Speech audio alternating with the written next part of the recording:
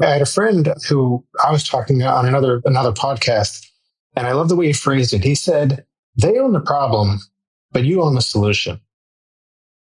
Welcome to the podcast about communication in business. I'm your host, George Torok. Did you know that I'm known as the speech coach for executives?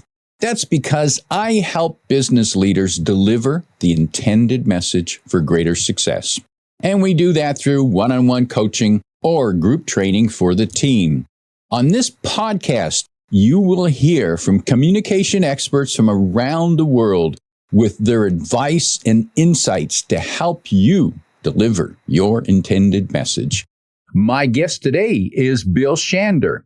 Here's 3 facts that I think you should know about my guest. Bill has been teaching data storytelling and visualization for about 10 years for clients around the world and on LinkedIn Learning.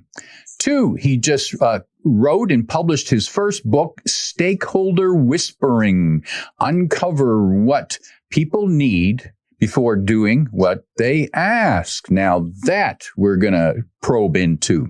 And 3, he has been playing ice hockey for 50 years, and he's getting better every year, or at least that's what he believes. And Bill, I applaud you for staying with hockey for 50 years because that is tough on the body. I'm guessing you're not doing a full check-in anymore. Oh my goodness, no. I could not even come close to it. I've been doing full body checking since I was about 20, thank goodness. Well, good for you for sticking with it. Bill, welcome to Your Intended Message. Thank you very much for having me, George. I'm really happy to be here. Delighted to explore this conversation today, especially the concept of stakeholder whispering. Now, typically, when we think about a whispering, I think of the term the horse whisperer. That was a movie, I think, at one time. And it was about someone who could connect immediately with the horses by whispering in their ear, and they would know what he meant. What are you talking about when you talk about stakeholder whispering?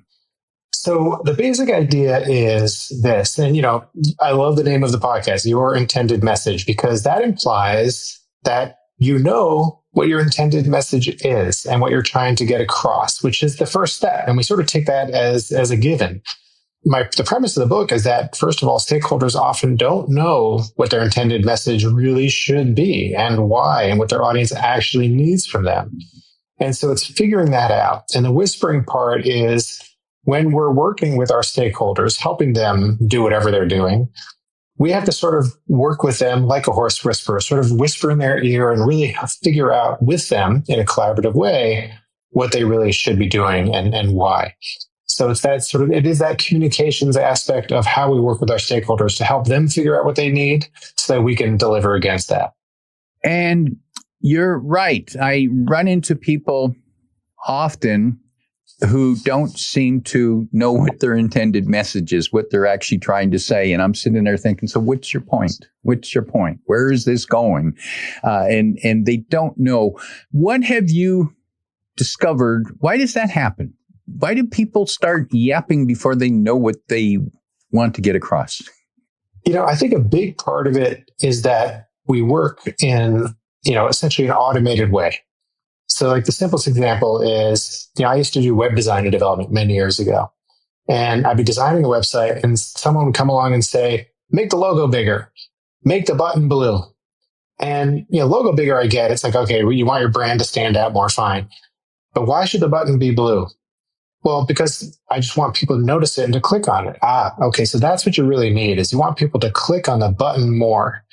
And so blue may or may not be the right answer, but that's what you're really asking me for. And so we just work in an automated way. Like we're launching a new product, make a brochure, new product brochure. And so maybe a brochure is what you need, but what you really need is a way to communicate the features and benefits of your product. Okay, let's focus on that need. Then we can decide if a brochure is the right response. So it's that automated response. It's like, this is what we always do. This is how we always do it. So therefore, they just go right there. And I suppose that people think when they say make the button blue, they're saving time because they're telling you that they want a blue button because in their mind, they've already figured out that in order for it to stand out and so people click, it has to be blue. They've already decided that. And so they figure they're saving you time instead of saying to you, Bill, I want people to click on that button. What do we need to do to make it clickable, more clickable? And it's not necessarily change the color or make it bigger. Maybe it should be in a different place. Maybe the lead up phrase to the button should say something different. Yeah. That's exactly right. And, I had a friend who I was talking on another podcast, and I love the way he phrased it. He said, they own the problem, but you own the solution. Mm-hmm. And so they know they need the button to be clicked, but you as the designer in this particular case are the ones who should help guide the actual solution. And yes, they're just trying to save you time. They have an idea and they want to contribute to the creative process. Nothing wrong with that. But, it is the designer's job to really make sure that they're delivering the best solution for that particular problem. So it's not that our stakeholders are necessarily wrong or that they're always out of touch with what they need, but they sometimes are. And our job is to help make sure that we're delivering against the real underlying need, not necessarily against the request that they've started with. So how do you discover the real need? Well, let me ask you, George. So you said that you've had this experience where you're working with somebody and, you're like, well, get to the point. What are you really trying to say? How have you done in the past? Let me, if it's okay, if I can start with asking you the same question. And that's a fair question. And one technique is to repeat what they said in a questionable way. You want the button to be blue and then wait, to see what they say. So that one that's telling them that I heard what they said, and the other time I heard what they said, but I'm not sure I understand what's behind it. Now, if there's still no reply, then I might say, why do you want it to be blue? Yeah, that's a good technique. And it's funny because, when you repeat back what somebody said, as you said, first of all, they feel heard. And second of all, oftentimes we repeat it back, but we'll sort of translate the words a little bit. So we'll sort of re-say it in a slightly different wording. And what that does is A, they feel heard, and B, you're demonstrating that you understand, which is essentially demonstrating empathy. And it's actually triggering your own empathy to really feel what they're feeling to some degree. Empathy is a learnable thing, and it's a really important part of the process. And the other key thing about that is we also start to ask the questions. Like you said, tell me why you think blue would be the right choice. And the asking questions is one of the most important techniques. And, as I describe in the book, you want to use the Socratic method. And the Socratic method, most of us remember, means asking questions. Okay, good.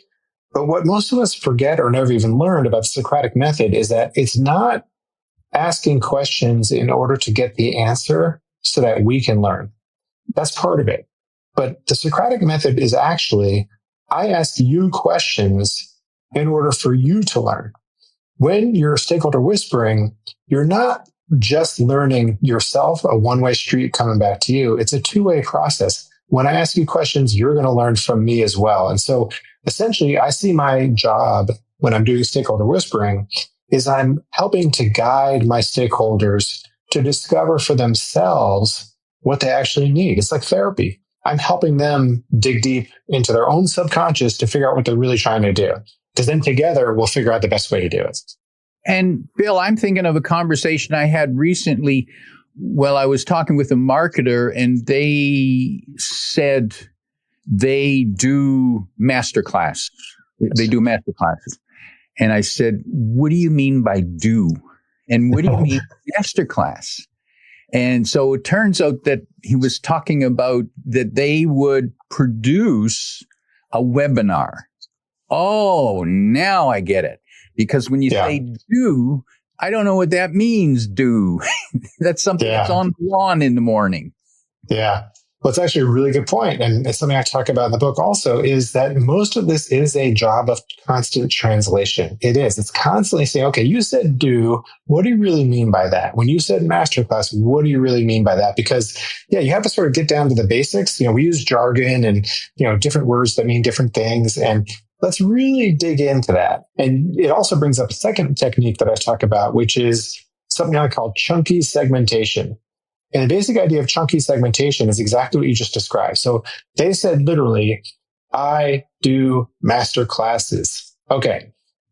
Chunking is a very well cited piece of psychology research, which essentially says humans can understand one idea at a time. And if you break it into chunks, it's easier to wrap our heads around. And so the technique of chunky segmentation is literally digging into each little bit of information in whatever the conversation is. So literally, I know you mean you by that. So we don't have to dig into that one. I don't think, although actually, maybe we should dig into that. When you say I do master classes, do you mean you, George? Or do you mean you, your company? Do you mean you in some broader sense or narrower sense? Like, what do you really mean by I even? Do, like you said, what do you really mean by do? I produce, I host, I whatever these things. What do you really mean by master class? And so you sort of can dig in pretty deep. You can ask like 30 questions potentially on each one of those little chunks of information to really suss out the details. And what happened, Bill? How do we deal with people who get annoyed by us asking those questions? Because some people say, you know what I mean? Yeah, it's a hard one. And, people who get annoyed, people who don't have the time to answer all the questions, people who, maybe they get frustrated or, they think they've answered it. They can't really re-articulate it. There are all kinds of issues. I have a chapter in the book where I talk about the kinds of trouble you're going to run into trying to whisper with stakeholders and some of the techniques you can try to employ. But I have to start by saying some people aren't very whisperable. Some people, listen, I'm the busy, smart CEO. I know everything. Just shut up and do what I asked, right? And, if you're a boss, your stakeholders are like that, sometimes you're not going to be able to get around it. But we also do know from a lot of research about influence and persuasion, there are techniques you can use to get to these people. And one of the biggest techniques you can employ is expertise. So, I'm older. I have what little hair I have left is white. I've been doing this for a long time. So when I walk into a room, people kind of trust me and they'll tolerate long list of questions. If you're, 26 years old and sort of junior in your career, it's going to be harder. But, you don't carry your own gravitas and expertise necessarily, but what you can do is you can cite others. So let's say you're a 26-year-old, let's go back to the example of a designer, and your client says, make a button blue. You can say, oh, that's a really interesting idea. Tell me more about why you think blue is going to be the right choice. And by the way, there's been some research that has shown that blue is very calming, but from e-commerce research, we actually know that pink buttons drive more clicks. What do you think we try pink? So if you can cite research, expertise to back up the conversation, then people are more likely to listen to you. But asking a bunch of questions, you have to be very careful. To your point, George, I'm going to ask questions, but I'm going to be also consciously aware of how this person is responding and try to be respectful of their time and energy and all the rest of it. And Bill, what do you suggest that people might say that makes the other person more willing to answer the questions? I think that it's probably one of the most important things is a tone and an approach of collaboration. I genuinely am curious about my clients, and I genuinely want to help them. So when I'm asking these questions, I'm like, well, why do you think you want a blue? That's a crazy idea. I'm not coming at it with like that. I'm more like, oh, interesting, blue. Yeah, blue's in your brand palette. Maybe we should try blue. But, every other time we've used blue, it's meant to represent this, not that. So maybe, what about the tertiary palette in your design brand? Like maybe we should try the greens because of da, da, da, da, da, da. So it's always more of a, I'm here to help you approach. And so I very rarely get pushback, even when I was younger. I think it's a tone thing as much as anything else. And I noticed what could be a valuable phrase there that you just said, and I wrote it down. So one could say, I'm curious and I want to help. So please tell me more about. Yeah, that's it. It's funny. The phrase that I've been using is, you're going to use the Socratic method. You're asking questions. And in the end, all of those questions come back to why. Why do you want the button to be blue? Why? Why is a hostile question, right? I want a blue button. Why? You can't just say why. Like that truly comes across kind of obnoxiously. But if you are curious and you genuinely want to help, then it just doesn't come across that way. So curiosity is a key part of it, and that collaborative approach is really important. And Bill, I think it's worth reinforcing what you just said, that why is often perceived as a hostile question. And that could be confusing for some people because, Simon Sinek told us we should always start with why, which is true, but we can't keep grilling people on why.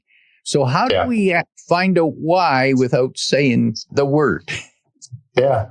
I mean, it's literally what we talked about before. It's always a constant translation game. I know I want to get to why. What's another way of saying why? You said it before, George. You said, tell me more about what you think. Tell me more about, why, what about blue do you think will be effective here? So there are different ways of saying it. And the other part of it is this, you can ask questions that mean different things with different phrasing all the time. So for instance, one of the techniques I talked about in the book I call the dance of the 6 W's. Who, what, when, where, why, and how. And how is like an honorary W word. I might ask questions like, when is this due? It's due next Thursday. That's easy. Tell me about who's going to use this. Well, the HR department is going to use this report that I'm making. Okay. And when are they going to use it? Well, they're going to use it before they do recruiting next spring. Okay. And, tell me more about that recruiting process. Who are they talking to? Essentially, I'm dancing around all these different words, and I'm dancing in between divergent questions that make the conversation open up, very broad, like questions like why, and convergent questions like when next Thursday. It's very easy. And it's the back and forth between the divergent and convergent questions that sort of puts people into sort of fluctuating frames of mind. And as you're doing that, you're circling around that underlying why, which you can't ask directly sometimes. But also you end up asking questions like, even the when question. When are we going to do it? Well, it's going to be for next spring's recruiting season.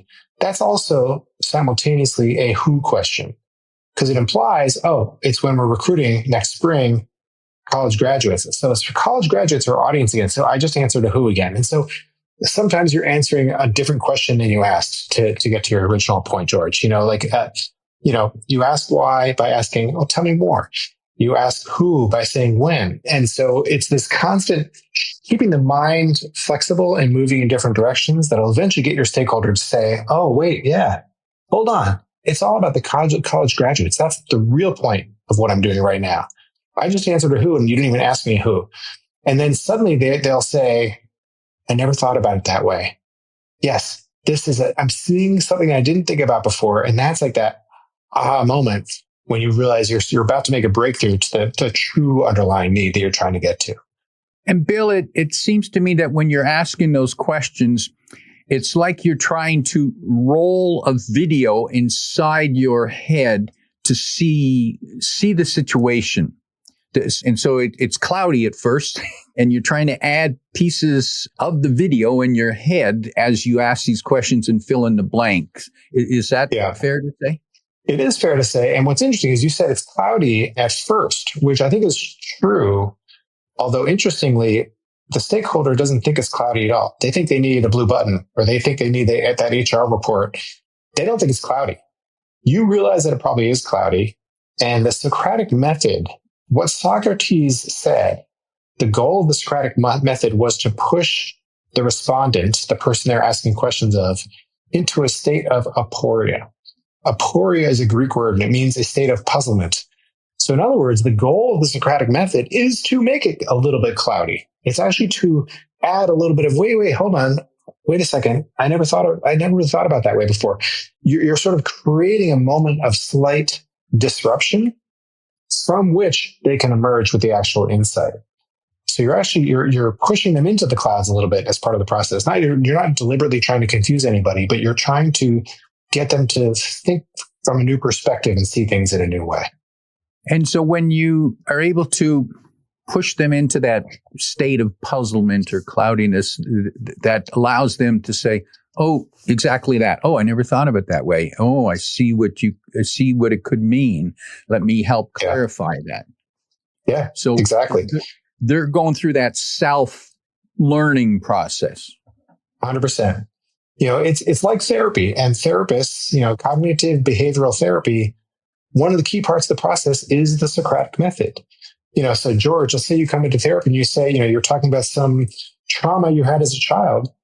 The therapist doesn't say, oh, go do 10 push-ups and, write in your journal for an hour. What they say is, oh, tell me more. How did that make you feel? And as you talk more and more and more and answer their questions, eventually you get to some insight about how that makes you who you are today.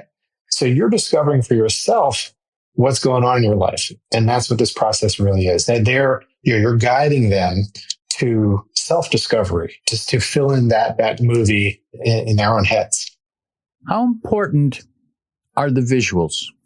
So, this process that I'm describing isn't part of what I normally teach, the data storytelling and visualization, but it's directly tied to it in that when people come to me for data storytelling and visualization work, they say, the example in data visualization is perfect. It's like, okay, hey, we have data, give me a dashboard and put a pie chart over here and put a bar chart over there. That's just the automated response again. That's just what we think of when we think of data, put it into a bar chart. But the visual representation of data or anything else is highly nuanced. What's the right visual? In fact, this is an exercise I do in my workshops. I say, you have 2 seconds, draw money, go. And people will always draw a dollar sign. Like 99% of the time, it's a dollar sign or maybe a dollar bill. But if I give them 60 seconds to draw money, they'll come up with all kinds of creative ideas. Credit card, wallet, stock chart, bread, cheese, all these different metaphors for money. So the obvious first response isn't always the best response to visualize something or to communicate an idea or anything else. And so your intended message, right? Like, what are you trying to do when you're drawing money? Well, if it's to indicate a button that I should click to pay for something, it probably should be something obvious like a dollar sign. If it's a more nuanced idea, then you want a more nuanced visual. So, it's a very similar idea, getting past the automated response, but they're sort of two separate ideas. In the book, by the way, I have a bunch of little illustrations to sort of reinforce key ideas throughout, because I think the power of the visual mind is so powerful, but they are sort of two separate concepts that go hand in hand with each other. Let's explore that visualization concept. How do we plant or paint the right pictures in our listeners' mind? It's also a job of translation primarily. So one of my courses on LinkedIn Learning is on concept visualization. How do you create abstract conceptual images? And it's really a translation job. So again, let's say you're doing a PowerPoint slide and you wanted to depict money. Okay, money, dollar sign, done, easy. Let me move on with my life. Well, wait, what about money? Tell me more. There's that phrase again. Tell me more about what you really are trying to depict. Well, it's really about trade flows between countries. Okay, so it's not really money, it's trade. Okay, so maybe we should show some visual that depicts trade. Oh, and by the way, it's not just even trade. It's the fact that one of the trading partners is more dominant than the other. It's like, U.S. compared to some, tiny little country, and it's like the tariff wars. Okay, how are we going to visualize that? Oh, it's a dominant trading partner and a smaller trade. Okay, so it's more about an imbalance. So you're really trying to riff through, again, that underlying your intended message. What is it really about? And eventually you home in on such a narrow, focused, nuanced idea. That's what you make your visual about. And by the way, once you figure that out, even if you're not an illustrator, then you use those search terms in your stock image library or AI or whatever you're using to get your images together. But you use the nuanced terms, not the broad, obvious term. So it sounds like when we want to create a visualization, we need to get past the idea that the first idea is the best one. 100%. Yeah. And sometimes, you can spend a half an hour or 3 hours and you circle back and it turns out your first idea was the best one. But always probe that, because, the first idea often is not it. The first idea is usually that automated response again. How have you found AI to help produce those visual tools or visual images? I think AI is a really good tool in that, you can put in your prompt, whatever it is, and it's going to generate something that you can react to. And then you can ask more nuanced questions and react and react and react. And so, let's put it this way. AI feels a lot more productive in some ways than searching stock image libraries used to be, because it was just impossible to find the perfect image in a stock image library. But I find actually that the combination of the two is probably the best. So I can search a stock image library, I find something pretty close, and then I can go to AI and say, okay, make this, and then tweak it these three ways. AI is a good tool for idea generation if you have a good idea of what you're trying to accomplish. And, again, garbage in, garbage out. If you don't know what your intended message is, then it's not going to be very helpful. So you really have to start there always. And I did have a positive experience recently with asking AI to create an image, and I was writing a presentation tip about the importance of if you're speaking to an audience, to focus on one person at a time. And so my comments was about talk to one person at a time. And so I asked the AI to create one person sitting in an audience surrounded by empty chairs. And it did. It did it. Got it right away. Well, took time to render it, but okay, you got it. I know. That's great. Got this one right. Was it an illustration or was it more photographic? Like how? It was how did photographic. It was photographic. Okay. Looked closely lifelike. It wasn't perfect, but the image was right. One person sitting in and empty chairs all around them, just reinforcing the message. And that's a really good example where you knew exactly what you needed, and that does illustrate the idea really well. And if you said, hey, I'm trying to communicate the idea of speaking to one person at a time, I'd be very curious to see what it came up with in the absence of that well-defined prompt. And yes, I've found that when I go in and I'm not sure of what I want, I tell the AI, here's what I'm trying to do. Give me some ideas. I usually get back. The first ones are not what I want. So at least say, okay, no, that's not what I want. I want something different. So it's a start anyways. It's not necessarily the end, but it's a start. And perhaps the AI is playing Socrates with me. It could be. And actually, it brings up an interesting point, which I have not experimented with. But as we're talking about it seems like a good idea to try. Maybe the next time, instead of going to the image generator when your idea isn't as well formed, go to the chat AI, and say, hey, describe an image that you think would solve this problem, because it's faster, right? And then maybe there would be a Socratic process. And then once it helps you get to the best nuanced idea, then go back to the image generator where it takes a little longer. Oh, that's an idea. Yes, you're right. That might work. Yes, that would be much faster. And now I'm also thinking, what about, can we actually go into AI and say, okay, play Socrates with me and take me through this process by asking me Socratic questions to move me forward? Yeah, I think it could. I mean, they say there was an article recently about how some people are using AI as therapists. And I assume as part of that process, it's asking questions, although I'm not sure. But I bet if you asked AI to do that, it would. One of the things I say, I'm developing a keynote speech around this idea of stakeholder whispering in the book. And one of the moments in the speech, I have a slide that says, listen, AI is an argument for why we need to be better at whispering.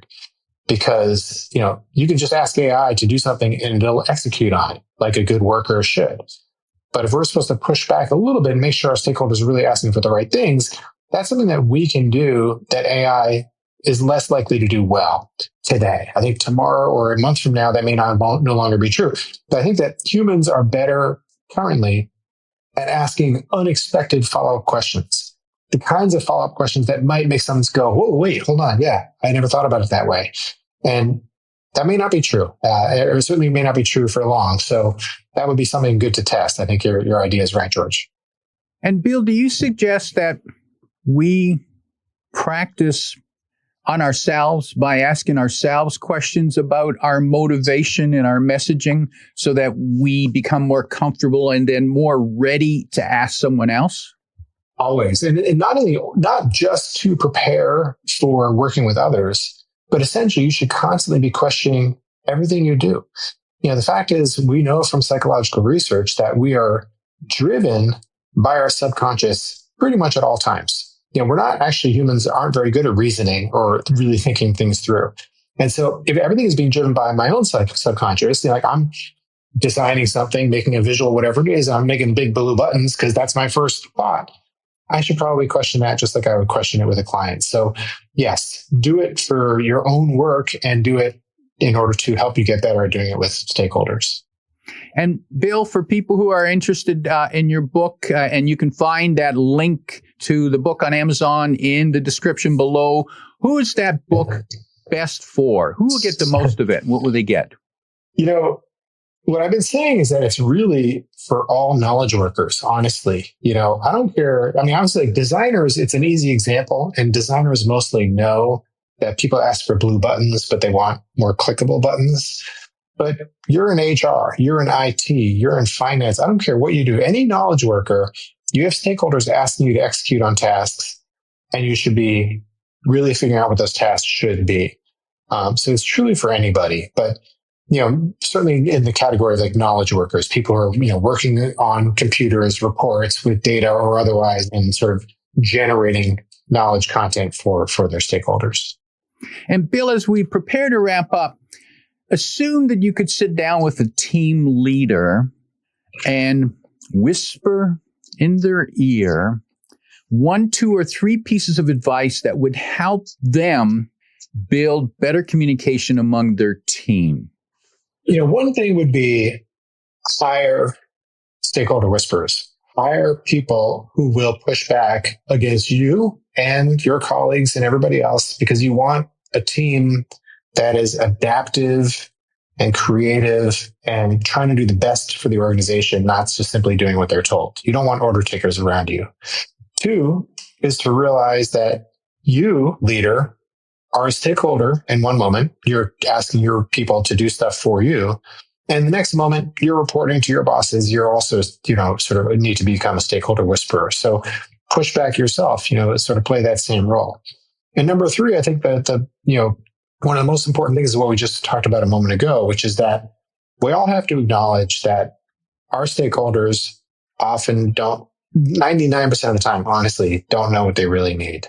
They may think they do, and they may be sometimes right, but you have to assume that the initial request is slightly off, not because of some specific flaw to your stakeholders, but because it's just the human condition. We're driven by our subconscious. So probe everything, push back against everything, discover the true underlying need. And by the way, the reason to do this is that, we waste insane amounts of time and budget and effort and heartache on the wrong tasks. We could just save all of that if we simply discover the real underlying need first before we jump in and start doing the work. Terrific advice. My guest today is Bill Shander, reminding you to think and say more often, I'm curious and I want to help. Tell me more about that. I love it. George, thank you very much for having me. I really appreciate it. If you like what you heard, tell your friends and post your 5-star review on Apple Podcasts, because that helps more listeners find us. Come back every week for more practical insights to help you deliver your intended message.